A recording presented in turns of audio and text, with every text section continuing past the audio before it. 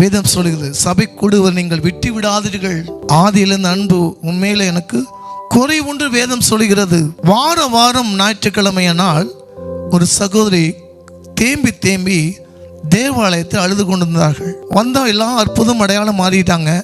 என்னுடைய கண்ணீர், என்னுடைய நிந்தை, என்னுடைய வியாதி மாறப்படவில்லை, ஒருவேளை நான் பாவியா இருக்கிற மனுஷனா என்று சொல்லி கர்த்தரின் சமூகத்தில் அழுது கொண்டிருக்கும் போது கர்த்தருடைய வார்த்தை இந்த சகோதரி கேட்டு திரும்பும், சகோதரியே, கர்த்தருடைய ஆலயம் ஆரம்பிக்கிறதுக்கு முன்பாகவே நான் தூதரோடு துதி ஆராதனை செய்த போது நான் ஆலயத்துக்குள்ள வந்து விடுவேன். துதிக்க துதிக்க அந்த சாபக்கட்டுகள், பலவீனங்கள், மாந்திரங்கள் எல்லாமே அகன்றுவிடும். இனிமேல் அதிகாலை ஆலயத்தை போகும்போது முன்பாக போய் கர்த்தர் முழு உள்ளத்தோடும் முழு பலத்தோடும் நீ தொழுது கொண்டாயினால் உன் சாபங்கள் எல்லாம் ஆசீர்வாதமாய் மாறும் என்று கர்த்தர் சொன்னார். அந்த சகோதரி அடுத்த வாரத்திலே நேரமாக கர்த்தருடைய ஆலயத்துக்கு போய் ஜெபிக்க ஆரம்பித்தார்கள், துதிக்க ஆரம்பித்தார்கள்.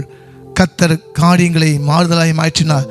அந்த பொல்லாத வியாதி மாறி போச்சு, கணவனுடைய பாவங்கள் மாறி போச்சு, பரிசுத்தமாய் வாழ்க்கையில் வாழ்ந்தார். உண்மையாகவே இதுக்காக கர்த்தர் ஒரு ஆலயத்தை கொடுத்திருக்கிறார். முதல் அழிவு பாவத்தினால ஜலத்தில் எடுத்தார். இரண்டாவது அழிவு வரும்போது உங்களுடைய கட்டடமும் உங்க பில்டிங்கும் போகாது, அவருடைய ஆலயத்தை எடுத்துக்கொள்ளப்படுவார். அவர் தான் உங்களுக்கு பாதுகாப்பு, அவர் தான் துணை, அவர் தான் தேவன். உங்களை பாதுகாப்பு கொடுத்துட்டாருன்னா எந்த தீய சக்தியோ மனுஷனோ வாதிகளோ உங்க கூடாரத்தை அணுகாத பாதுகாத்து கொடுப்போம்.